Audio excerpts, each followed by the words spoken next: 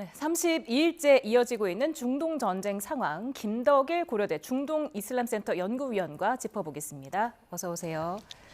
네, 트럼프 대통령의 최후 통첩 시한이 미 동부 시간으로 4월 6일 저녁 8시, 우리 시간으로 7일 화요일 오전 9시죠. 이제 딱 일주일 남았는데요.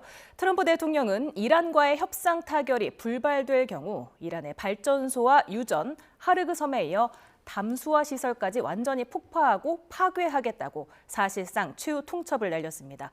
관련 영상 먼저 보고 오겠습니다. 이란과의 협상이 잘 되고 있다며 곧 합의할 것이라고 자신했습니다. Probably, I think we'll make a deal with them. Pretty sure.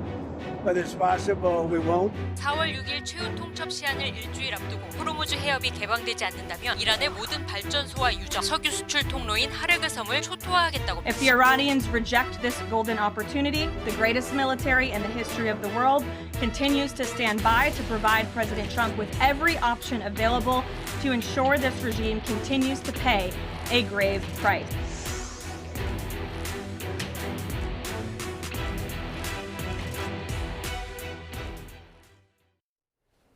지금 트럼프 미 대통령은 4월 6일까지 협상이 안 될 경우에 이런 모든 시설들을 초토화하겠다는 건데 지금 담수화 시설을 언급한 건 처음이지 않습니까? 지금 민간인의 생존이 연결된 식수가 걸려 있는 데잖아요. 예, 그래서 지금까지 유예한 거는 이제 민간 발전소에 대해서 이제 2번 유예를 한 거고요. 하르그 섬이야 뭐 트럼프 대통령이 과거 영상에도 나왔죠. 뭐 석유를 뺏고 싶다 이런 얘기가 나왔기 때문에 그 정도는 사람들이 예상할 수 있었는데 이제 담수화 시설은 트럼프 대통령이 이제 처음으로 언급한 거라 볼 수 있겠습니다. 그래서 전기와 석유 둘 다 중요하지만 없을 경우에는 상당히 이제 불편을 느끼지만 물을 안 마시고 살 수는 없기 때문에 이란의 가장 큰 약점을 지금 건드렸다고 볼 수 있겠습니다. 걸프 국가들인 뭐 쿠웨이트 같은 경우는 담수화로 통한 어떤 식수 공급 같은 것들이 90% 이상이고요. 이란은 그거보다는 훨씬 비율이 작긴 합니다만 반다르 아바스에도 담수화 시설이 있고요. 이란 같은 경우에는 물이 가장 지금 취약한 부분이기도 합니다. 심각한 가뭄 위기를 겪어가지고요. 저수지라든가 댐에 있는 저수율도 상당히 낮아져 있고 수도인 테헤란이 물 부족 사태 때문에 옮겨야 된다는 얘기까지 나올 정도니까요. 그 약점을 지금 알고 있는 거라고 그 약점을 지금 노리고 있는 거 볼 수 있겠고 이것까지 나온 걸 봤을 때 현재 트럼프 대통령도 이란도 물론 지금 현재 협상에 대해서는 초조할 겁니다. 하지만 트럼프 대통령은 현재 지금 제안을 했는데 그 제안에 대해서 확실한 어떤 확답 어떤 회담에 관한 그런 가능성, 합의가 될 것 같은 그런 대답이 전해오지 않기 때문에 조금 더 압박하기 위해서 이런 좀 담수화 시설까지도 언급한 거라고 좀 볼 수 있겠습니다. 예, 그러면은 역설적으로 협상이 잘 안 되고 있다고 봐야 됩니까? 물밑으로는 협상은 전 계속되고 있다고 봅니다. 계속해서 의견을 전달하는 것 같은데 트럼프 대통령이 원하는 요구 사항이 워낙에 높고 이란 쪽도 원하는 사항이 상당히 높습니다. 그래서 현재까지는 뭐 파키스탄은 잘 될 거라고 얘기를 해서 뭐 다음 주까지 또 기다려 요번 주까지죠. 또 기다려 볼 필요가 있겠습니다만은 현재까지는 뚜렷하게 뭐 가시적으로 나타난 성과가 없어 보이긴 합니다. 사실 하루 전만 해도 협상이 극도로 잘 되고 있다. 조기 타결을 시사하지 않았습니까? 이렇게 하루 만에 또 강경 메시지로 전환한 이유가 있을까요? 트럼프 대통령의 뭐 전형적인 저는 뭐 트럼프 대통령 말고 협상의 기술 측면 같습니다. 계속해서 강온 양면 전략을 하면서 조기적으로 끝날 것 같다는 건 또 국내 유권자들이라든가 세계 시장을 향한 메시지라고 볼 수 있겠고 또 이렇게 강하게 나오는 것은 또 이란 쪽 수뇌부들을 향해서 계속해서 지금 계속 압박을 주는 메시지로 볼 수 있겠습니다. 그래서 이것을 이제 계속 이제 한 달간 우리가 지켜봤으니까요. 이것을 이런 전형적인 패턴이라고 이제 파악해도 될 것 같습니다. 예, 월스트리트 저널 보도를 보면은 트럼프 대통령이 호르무즈 해협이 계속해서 막혀 있어도 전쟁을 끝낼 수 있다고 보도를 했단 말이죠. 군사 작전을 좀 줄인 다음에 외교적인 압박을 한다는 건데 외교적인 압박이라는 게 뭐가 있을까요? 외교적인 압박이라는 것은 트럼프 대통령이 뭐 유엔의 기능 같은 것에 대해서는 상당히 좀 부정적으로 생각하는 느낌은 있습니다만 지금 미국 혼자 힘보다는 국제적인 어떤 공론의 장을 만들어서 호르무즈 해협을 이란이 이렇게 사실상 봉쇄하고 있는 것에 대해서는 잘못된 것이라는 어떤 그런 여론을 만드는 것으로 볼 수 있겠고 그렇다고 해서 트럼프 대통령이 정말 호르무즈 해협을 봉쇄를 해결하지 않은 채 그냥 나가는 것도 저는 그러니까 경제적으로는 뭐 트럼프 대통령이 미국은 석유가 많이 나기 때문에 우리 호르무즈에 크게 의존할 필요가 없다고 하면서 그렇게 할 수 있는데 저는 이것도 역시나 또 약간 좀 수사라고 보는 외교적 수사라고 보는 게 이렇게 함으로써 이제 걸프 국가들이 미국에 오히려 더 매달릴 수 있게 만드는 그런 근거가 될 수 있다고 생각을 합니다. 아직까지 걸프 국가들은 미국에 대해서 서운한 점도 있을 겁니다. 분명 이번 전쟁에 대해서 하지만 아직까지는 계속해서 앞으로도 당분간은 미국의 안보를 의존해야 되는 입장이기 때문에 만약에 걸프 국가들에게 어떤 청구서를 내밀 때 걸프 국가들이 미국을 잡을 수 있겠죠. 가지 말아달라고 그런 것도 노릴 수 있겠고요. 그리고 이렇게 나가게 된다면 경제적인 뿐만 아니라 지정학적으로 봤을 때 이렇게 나가게 되면 가장 득을 보는 나라는 러시아와 전 중국이라고 생각을 합니다. 트럼프 대통령이 궁극적으로는 이번 중동을 좀 빨리 마무리 짓고 인도 태평양 지역에서 중국을 견제하는 게 목표일 수도 있겠고요. 그런데 이제 이란과 호르무즈 해협을 그냥 내버려 두고 나간다는 것은 중국의 1대1로 전략이라든가 중국에게 어떤 석유 수송 같은 길을 내주는 것이기 때문에 트럼프 전략과도 맞지가 않고 러시아도 현재 중동의 교두보를 만들고 싶어 하는데 미국이 여기서 사라진다. 그렇다면 이제 러시아가 이제 중동에 또 발을 들일 수 있는 기회가 될 겁니다. 그래서 경제적으로만 따질 것이 아니라 큰 이제 전체 국제 정치학적으로 봤을 때는 호르무즈 해협에서는 나갈 가능성 없어 보이고 현재까지 호르무즈 해협 두고 그냥 나갈게 하는 것은 제가 봤을 때는 좀 외교적인 수사고 약간 걸프국들에게 주는 압력이 아닐까 저는 생각해 보고 있습니다. 네, 왜냐하면 외교적 압박이 실패할 경우에 미국이 유럽 그리고 걸프 지역 동맹국들에게 이 해협 개방 노력을 주도하라고 압박할 계획이다 이런 보도가 나왔기 때문인데요. 근데 만에 하나 정말로 이렇게 동맹국들만 압박을 하고 그냥 나가버린다면 우리는 어떻게 해야 됩니까? 진짜 배 한 척당 30억씩을 내고 나와야 되는 건가요? 30억씩 내는 것은 이것은 이제 잘못된 이제 몇몇 지금 그런 국가들이 있는데 이게 되게 되면은 너무나 잘못된 선례를 남기게 되겠고요. 이렇게 될 경우에는 다른 국가들도 통행료를 달라고 할 경우에는 이게 세계 무역 질서, 그러니까 해상 질서 자체가 이제 흔들리기 때문에 우리나라 같은 경우에도 지금 현재 뭐 프랑스 합참 의장도 그렇고 지금 유엔 결의안이 지금 이런 것들이 많이 올라 있습니다. 그래서 우리나라도 3월 11일 날 뉴욕에서 호르무즈 해협 같은 이제 해협을 이란이 위협하는 것에 대해서 우리도 찬성표를 던졌고 이미 결의안이 통과가 됐습니다. 다만 이제 그것이 구체적으로 행동이라든가 어떤 뭐 연합 함대라든가 이런 모습으로 아직 구체화되지 않았습니다만 저는 이 부분에 대해서는 우선 당장에 우리나라 유조선들이 지금 호르무즈 해협 안에 갇혀 있으니까요. 이란 정부와 접촉은 하되 그게 뭐 소위 말해서 몸값이라고 할까요? 그런 걸 쥐어져가면서까지 우리가 할 필요까지는 없다고 생각하고 오히려 다른 국가들과 함께 동맹이 아니더라도 전 세계적인 공감을 얻어가면서 유엔을 통한 어떤 그런 방법을 통해서 압력을 이란 측에게 계속 압력을 가하는 것이 저는 더 올바른 방법이 아니지 않을까 생각해 보고 있습니다. 예. 그런데 이란 의회에서는 호르무즈 통행료를 징수하는 계획안이 승인됐기 때문에 만약에 미국과 이란의 협상이 제대로 타결되지 않으면은 이란은 계속해서 호르무즈 해협을 이용하려 할 것이거든요. 그럼 트럼프 대통령으로서는 결국 전쟁이 끝나고 이득을 보는 게 하나도 없지 않습니까? 우선 이제 이란 의회에서 이제 통과가 됐습니다. 그런데 아직 한 단계가 남아 있는 게 이란은 의회에서 통과가 되더라도 헌법수호위원회라는 곳에서 12명으로 구성되어 있습니다. 최고 지도자가 6명 임명하고요. 또 최고 지도자가 임명한 사법부 대표가 또 6명을 임명한 사람 12명인데 여기서 이제 법률안을 검토해서 이렇게 또 통과가 돼야 되는 절차가 있습니다. 그래서 만약에 이란이 뭐 현재 이걸 뭐 작정하고 있다면요, 통과가 되겠죠. 그렇게 될 경우에는 이제 한 단계가 아직 더 남아 있다는 점을 들 수 있겠는데 이것도 역시나 지금 뭐 존재를 감추고 있는 이것도 모스타바가 이제 승인을 한다면 이제 완전히 이게 법적으로 효력을 얻게 될 겁니다. 이렇게 될 경우에는 제가 봤을 때는 이제 국제법과 어긋나면서 이란이 자국법을 강요하게 되는 사태가 벌어질 텐데요. 어느 것이 더 이제 우선시 될지 보아야 되겠습니다만 트럼프 대통령이 아무리 지금 현재 호르무즈 해협은 나와 문제가 상관없기 때문에 나머지 국가들이 알아서 그러니까 호르무즈 해협에 의존하고 있는 국가들이 풀라고 하지만 이러한 법령은 같은 경우에는 저는 국제사회가 이거는 용인해서는 안 되는 법이기 때문에 굳이 미국이 아니더라도 제가 봤을 때는 국제적인 압력으로서 이거는 계속 외교적인 압력이라든가 그런 쪽으로 해서 풀어야 되겠다고 생각을 하고요. 이것이 안 될 경우에는 오히려 더 국제사회가 이 점에 대해서 뭐 경제 제재를 더 가한다거나 이런 식으로 해서 좀 최대한 어떤 전쟁이 아닌 수단으로서 좀 해결할 방법을 모색해야 될 것 같습니다.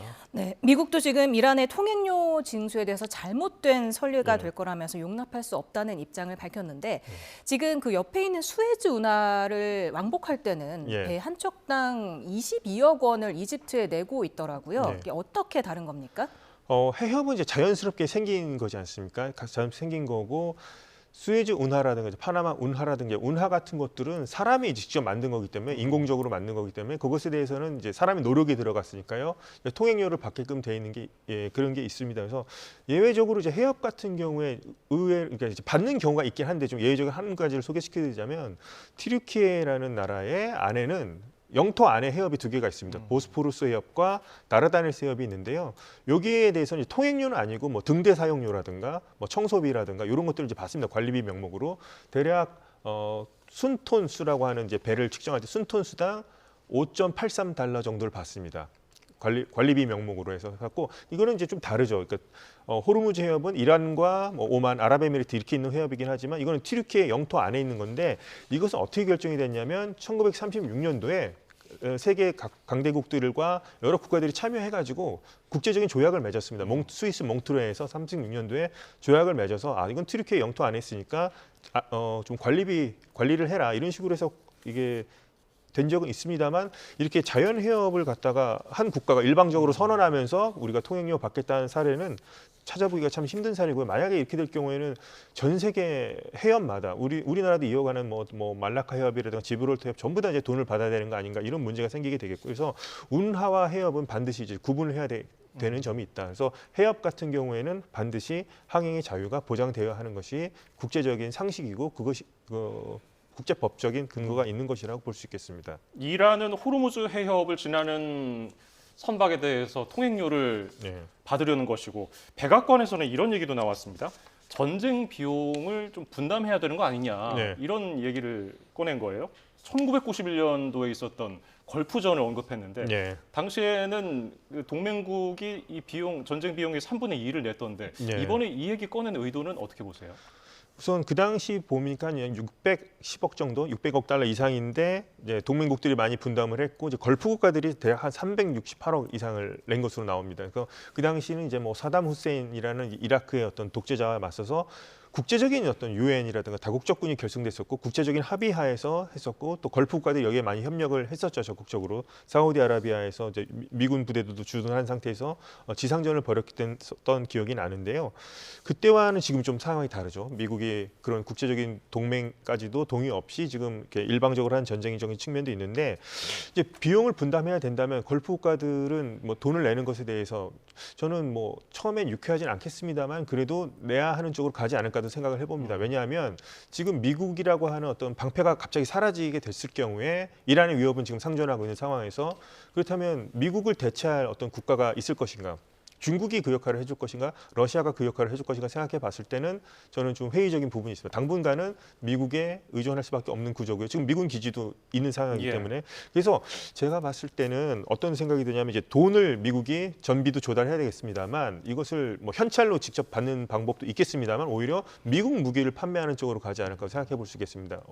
뭐 사드라든가 아니면 F-35 전투기 같은 경우는 미국이 현재 중동 국가 중에서 이스라엘한테만 일단 판매가 지금 이스라엘만 지금 보유하고 있는 상태고 사우디아라비아한테도 일단 판매를 하기로는 했습니다만 이스라엘보다는 좀 다운그레이드된 버전으로 이제 판매가 될 겁니다. 근데 이번 기회에 미국 같은 경우에는 뭐 돈을 직접 받을 수도 있겠으나 오히려 미국의 어떤 그 무기를 판매하는 것으로 그런 비용을 좀 더 어떻게 조달받는 형태라든가 아니면 뭐 재건 사업 같은 게 많이 필요할 겁니다. 에너지 인프라가 많이 파괴됐기 때문에요. 그런데 어떤 미국 기업이라든가 어떤 미국 투자가 들어가는 식으로 해서 그런 식으로 아마 뭐 트럼프 대통령이 거래를 워낙에 좋아하니까요. 그런 식으로 그런 분담금 같은 경우를 받을 수도 있을 방법이 있을 것 같아 보이기도 합니다. 네. 그러니까 좀 전에 그래픽으로 보여드렸듯이 그 걸프전 때는 전쟁 비용 610억 달러의 3분의 2를 지금 동맹국이 부담을 했단 말이에요. 물론 이번 전쟁은 성격이 다르긴 하지만 워낙 트럼프 대통령이 예측 불가이기 때문에 관세 협상이어서 또 동맹국에게 좀 어떻게든 전가하려고 하지 않을까. 그러면 우리에게 또 어떤 압박이 들어올지 모르겠거든요. 그것이 뭐 분리해서 봐야 될 문제긴 한데 뭐 트럼프 대통령은 또 그런 쪽으로 해서 뭐 관세라든가 이런 쪽에서 아니면 우리 대한민국이나 이제 일본도 마찬가지지만 주한 미군, 주일 미군 같은 게 있는데 주한 미군 같은 경우 이제 분담금 얘기 같은 거에 나올 수도 있을 것 같기도 하고요. 그래서 어떤 관세 같은 문제도 있을 것 같기도 하고 그래도 그러니까 한국과 일본은 그래도 조금 잘 피해간 느낌이긴 합니다. 아직까지 미국과 큰 갈등은 없는데 이제 문제는 나토 같은 국가들 같습니다. 나토는 지금 상당히 좀 미국과 관계가 좀 각을 선 관계가 보이거든요. 그래서 나토 같은 경우에는 미국이 자신들이 기여하는 것을 이제 확 줄이겠다 얘기가 나오고 있는 거죠. 이것은 이제 나토가 받아들이기엔 상당히 좀 위기로 받아들일 수 있겠죠. 러시아 우크라이나 전쟁이 지금 계속 진행되고 있는 상황이고 트럼프 대통령은 나토가 이제 알아서 하라면서 방위비를 이제 GDP의 5%까지 끌어올리라고 하는데 현재 유럽 나토 회원국들에게 이건 상당히 이제 무리한 요구기도 할 겁니다. 그래서 이런 식으로 계속해서 우리는 뭐 나토를 직접 뭐 탈퇴하기까지는 않을 겁니다. 냉전 이후 구축해왔던 러시아 견제용으로 만들었던 대서양 벨트인데요. 이것을 미국이 완전 탈퇴까지는 하지 않겠습니다만은 이제 신경을 좀 쓰지 않는 쪽으로 너희들이 알아서 하라는 쪽으로 그런 식으로 부담을 넘기지 않을까 나토에 대해서는 그런 식으로 생각해 보고 있습니다. 그럼에도 이 루비오 미국 국무장관은 알자지라 방송과 인터뷰에서 나토 재검토를 언급했거든요. 네. 탈퇴하지 않을 것이라고 분석하셨지만은 네. 트럼프 대통령도 꾸준히 한 달 내내 3월 내내 나토에 대한 불만을 드러냈어요. 네. 어떤 식으로 좀 나토에 부담을 지우려고 할까요?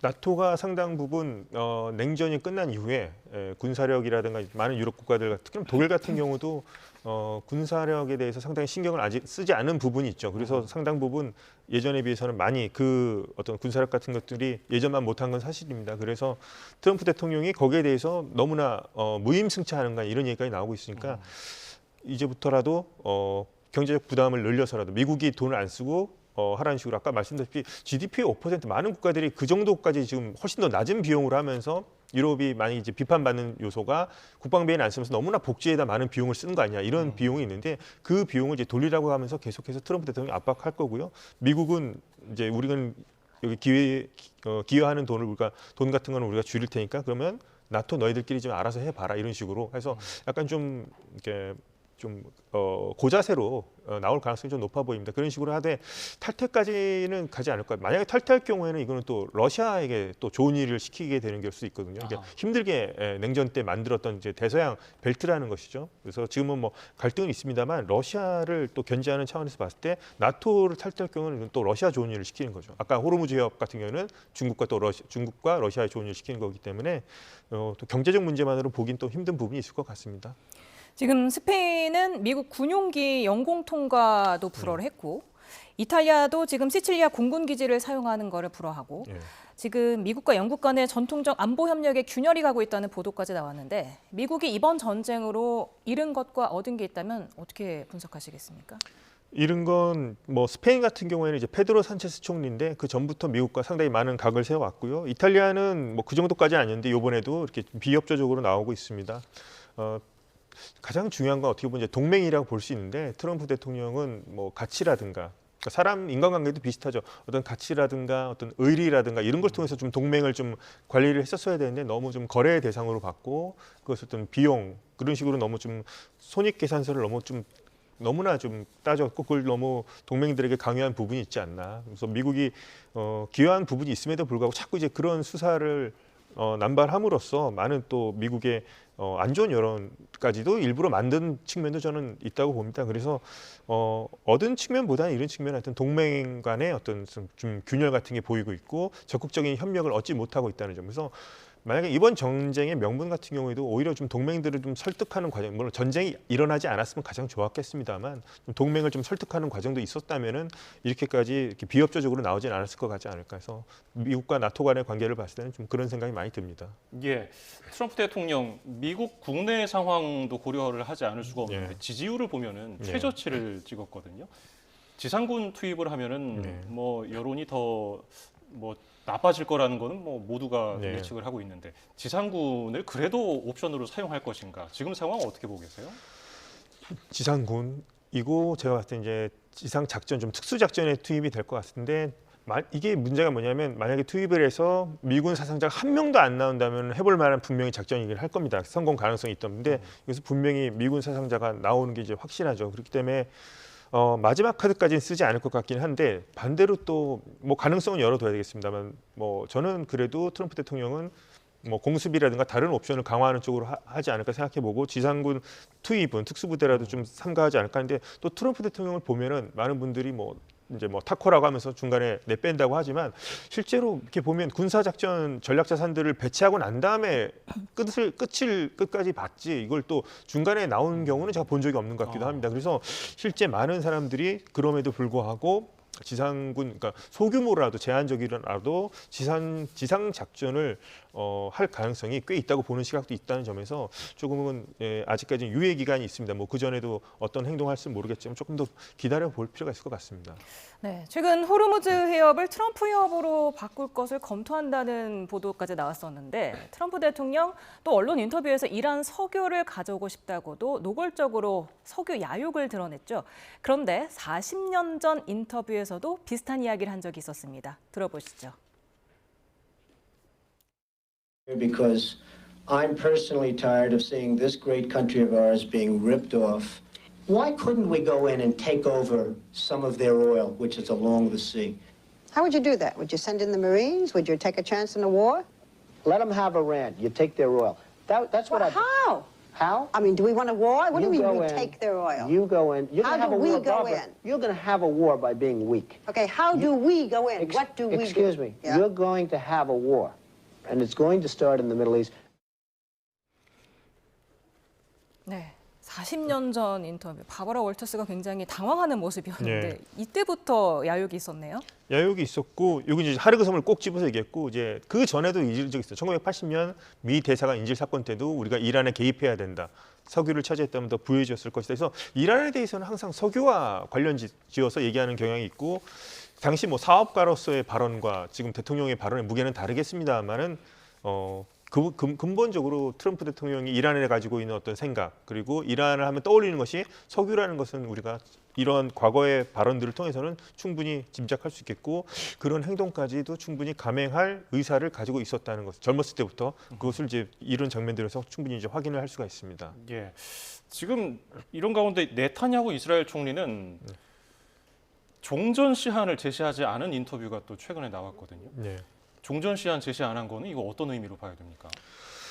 네타냐후 총리 발언 보니까 뭐 2분의 1 정도는 우리가 지금 타격을 했고 그래서 마지막 이제 나머지 2분의 1을 이제 타격한다고 했는데 이제 그것이 언제까지가 될지는 그러니까 뭐 아직도 2분의 1인지 이미 2분의 1까지 끝냈는지 그건 이제 어떤 보는 시각에 따라 다르겠습니다만 네타냐후 총리도 이렇게 오래 버티기 힘들 것 같습니다. 이렇게 얼마 전에 예산안이 통과돼서 자신의 연립 정부는 이끌어가게 됐습니다만 병력 부족 사태를 겪고 있습니다. 그래서 당분간은 뭐 지금까지는 핵 시설이라든가 미사일 시설을 직접 공격했다면 지금은 미사일 공장이라든가 이란의 핵 과학자들 육성하는 대학교 같은 걸 공격하는 거 봤을 때 하드웨어에서 이제 소프트웨어 쪽으로 바꾸는 거 아닌가. 그래서 이런 작전 쪽으로 바뀔 것 같은데 그 2분의 1이 언제까지 나머지 2분의 언제까지 제거가 될지는 모르겠습니다만 이스라엘로서도 제가 봤을 때는 미국이 조기 종전을 원한다면 거기에 따라갈 수밖에 없을 것 같습니다. 지금 미국 온라인 매체 악시오스는 트럼프 미 대통령이 최근까지 최소 12차례 걸쳐서 그러니까 12번 이상 전쟁 종식이 임박했다는 취지의 발언을 했다고 보도를 했습니다. 그만큼 여러 번 이렇게 강조를 했는데 4월 6일 그러니까 최후 통첩 시간에 맞춰서 진짜로 타결이 될 것인가 아니면 또다시 유예를 할 것인가 어떻게 예상하세요? 또다시 유예까지보다는 이것도 계속 지금 2번 유예한 거기 때문에요. 또다시 유예보다는 4월 안에는 어느 정도 지금 윤곽이 드러나야 되는 상황입니다. 협상이 잘 되면 좋겠습니다만 전쟁으로라도 미국이 어느 정도 타격을 훨씬 입히고 나서라도 어떤 결과가 나와야 되는 상황이기 때문에요. 제가 봤을 때 한 번 더 유예한다면 이건 또 트럼프 대통령은 이제 3번째 되게 되면은 거기에 대해서는 이제 아무도 지금까지는 뭔가 전략이 있을 것이다. 뭐 협상 때문에 그럴 것이다 했습니다만 3번에 걸쳐서 이렇게 유예를 한다면 오히려 트럼프 대통령이 말의 무게는 점점 더 이제 가벼워지게 느껴질 수밖에 없겠죠. 그래서 제가 봤을 때 4월 6일 이전이라 4월 6일에는 어느 정도 좀 윤곽이 나타나지 않을까. 그래서 협상이 됐든 아니면 다시 전쟁 재개가 됐든 그런 것이 나타날 것이고 4월 말 안에는 윤곽이 나타날 것 같습니다. 예. 지금 트럼프 대통령의 말의 무게가 가벼워지고 있다는 분석해 주셨는데 그 미국이 대화 상대로 지목했던 가리바프 이란 의회 의장은 SNS를 통해서 트럼프 대통령을 조롱하는 듯한 발언을 계속하고 있어요. 이거는 또 어떤 의미로 봐야 됩니까? 갈리바프 의장은 지금 트럼프가 낙점한 사람으로 지금 돼 있었고 이제 실세라고 하는데 상당히 좀 안에서는 난처할 수도 있을 겁니다. 지금 이란의 공식적인 입장, 갈리바프도 계속해서 아니라고 하고 조롱까지 하고 있는데 예. 이란 안에서 지금 이제 강경파들이 득세를 하고 있는데 이 안에서 협상을 하는 사람으로 비춰진다는 것 자체는 어떻게 보면 배신자고 미국과 내통하던 사람으로 비춰질 수가 있고 트럼프 대통령 아직까지도 베네수엘라 모델을 포기하지 않은 것처럼 보입니다. 그런데 갈리바프 의장을 지금 이제 뭐 모스타바를 뭐 마두로에 비교한다면 이 사람은 지금 델시 로드리게스 전 부통령의 지금 그 역할로 만들고 싶어하는 것 같은데요. 갈리바프 의장은 지금 현재 뭐 자신의 입지도 생각하기 때문에 이 안에서 뭐 미국과 친한 모습을 보이게 되고 협상을 덜컥 받아들이게 되면 항복하는 이미지가 생기게 되고 미국과 내통한 이제 스파이로 비춰질 수밖에 없기 때문에 뭐 물밑으로는 접촉을 할 수는 있을 겁니다만은 공식적으로는 계속해서 미국을 조롱하거나 자네씨는 그런 적이 없다. 그래서 미국에 대해서는 계속 강경한 발언을 할 가능성이 높아 보입니다. 예, 도움 말씀은 여기까지 듣죠. 김덕일 고려대 중동 이슬람센터 연구위원이었습니다. 고맙습니다. 감사합니다.